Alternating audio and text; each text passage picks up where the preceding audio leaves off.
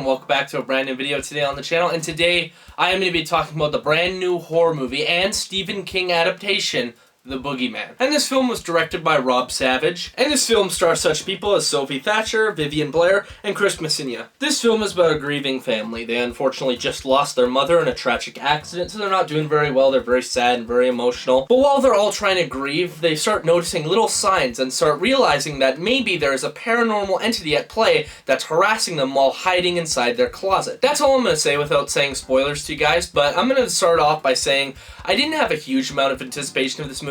I saw the trailer way back when it first came out, and I actually thought it looked pretty decent. It looked very competent. Some of the horror aspects of the movie I thought looked really good, personally. It looked very dramatic and very serious, but looks very well done and well directed. So I was actually pretty excited for this movie, even though I was kind of tampering my expectations because with Stephen King films, you never really know what you're gonna get. Sometimes you'll get films like It that are great, but then you get films like Firestarter that really aren't that great, so it's a little bit of a toss-up. So I went into this movie with moderate expectations, and I have a very interesting point of view on this movie, because do I think this movie is a bad horror movie? No. But do I think this film is a great movie in general? No. But I might as well go with that and start with some of the pros and start by saying I actually think the horror aspect in this movie is done very, very well. There are a lot of really good sequences in this movie full of tension and genuine fear. Like, there was a lot of times where I was on the edge of my seat. There are a lot of really good moments like that in this movie. But I also really like how the cinematography was done in these scenes, where they utilized the dark in certain sequences, especially with our paranormal creature, and they sort of hid it in this darkness, but they also sort of alluded to the fact that it was there. And it actually made for a lot of really good tension and really creepy moments that actually built up to a pretty good scare at the end. I was actually pretty surprised by that. And I also really appreciated how this movie wasn't just a jump scare fest. There are jump scares in the movie, and I'm not going to deny it. There are occasional moments where it doesn't work, but I think we're leaps and bounds above saying that this movie is not just a jump scare fest. This movie is genuinely creepy. It has a lot of really innovative and great stuff. As an example, there's a part in the movie where a little girl is in her bed, she's trying to go to bed, and the closet door swings open. In most horror movies, this would be the very basic setup for a jump scare where nothing else happens. That's all that happens in the scene. But in this scene, I really like the way they did it because something else falls out of the closet a couple seconds after it opens. But instead of our main characters reacting, kind of looking, and there being nothing there, when she reacts, you can actually see something like scrambling under her bed, which I personally think is terrifying because when I look at horror, I think the idea of something actually being under your bed is way more terrifying than the idea of you don't know if something's under your bed. Because, like, there's something there. You know something's there. When you're kind of just laying in bed and you're like, there might be something under, or you're kind of scared in that fact, it's not nearly as bad. But you see it go under the bed, and I actually thought that was kind of unique, and I actually really liked that scene, all things considered. And also, I really like the first, half an hour of this movie. The first half an hour, I was really invested in what was going on. It had a pretty interesting little mystery to it, and I was interested to see where the film would go, if we would get any context of what's behind this monster, what's going on with this family, get little tidbits down the road, and actually make for a pretty good mystery. But I think that's a really good thing, is that the film really kept my attention that first half, and most of the second act as well. And another thing I do want to say is I think that most of the performances in this movie actually are pretty good for a horror movie. But I do want to say, Vivian Blair is really good in this movie. If you aren't familiar with this actress, she was actually in Obi-Wan Kenobi. She played the child version of Leia, and she's in this movie, and I think she does a pretty bang-up job. And also, like I said a little bit before, I really like the cinematography in this movie. There are a lot of sequences in this movie where it really heavily emphasizes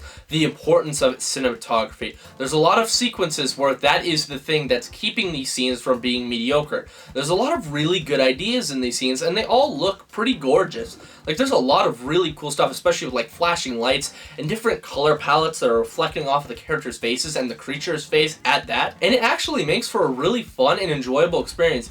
And it just kind of makes it feel so much more distinct opposed to other horror movies in that aspect of the actual horror elements. And another really quick thing too, I'm not going to spoil it, but I really like the creature work here. They made an actually very interesting looking monster, and I'm not going to spoil, I'm not going to show any pictures of it, but I actually thought the monster portion of this movie was actually pretty fun, and I actually really liked the look of it. It was creepy, it was scary, and it's going to haunt my nightmares probably a little bit, especially one scene in the movie that I'm not going to talk about, but it looks pretty damn creepy, so good for them. That's a good thing. But to be completely honest with you, that's kind of where my pros end with this movie.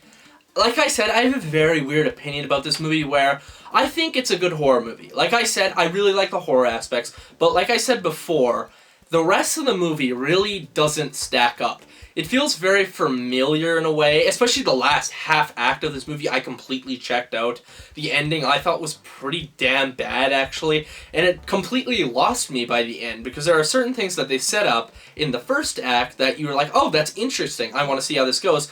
But they go basically nowhere, and I'm not asking for the filmmakers to directly say to the camera, this is what's happening, this is what you need to know. No, I'm not saying that they need to like spell it out to me entirely, but I really felt that this movie didn't really have a clear direction, and didn't have a clear enough way to show the audience what some of the stuff in this movie meant. And I know I'm being very vague about it because I don't want to spoil it if you haven't seen the movie, but there are some little details in the movie that do happen, and you think they're going to be explained, or at least kind of subtly, like, in a metaphor way, sort of explained and sort of makes sense.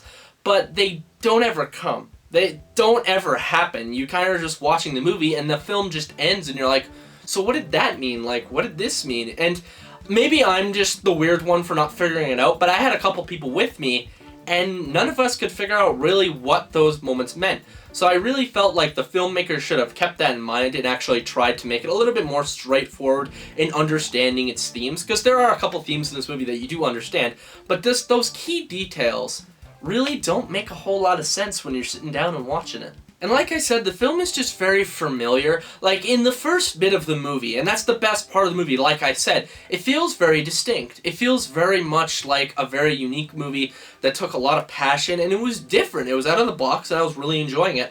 But that last half of the movie, it turns into the most generic monster movie ever. And it was really unfortunate because all the scares were great, and everything leading up to that was fantastic, but once you hit that middle mark, it just feels like a super generic horror movie that I've seen a billion times before, and it tanked my experience, and it really just took everything down. Nothing was necessarily that interesting, and none of it was done in a unique enough way to make me care.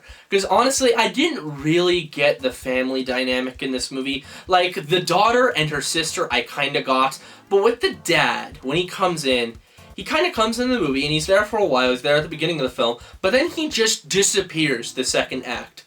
He just completely disappears, and he comes back to the third act, but you're like, where were you? Like that last 20 minutes, when they were going through all this life-changing stuff. Where the hell were you? But honestly, I really don't have a whole lot of opinions about this movie. I basically said my piece about this movie. I don't think this is a very good movie. It's not the worst thing ever. I would definitely say if you're interested in the movie, I would definitely say go watch it, because I might have higher expectations than you.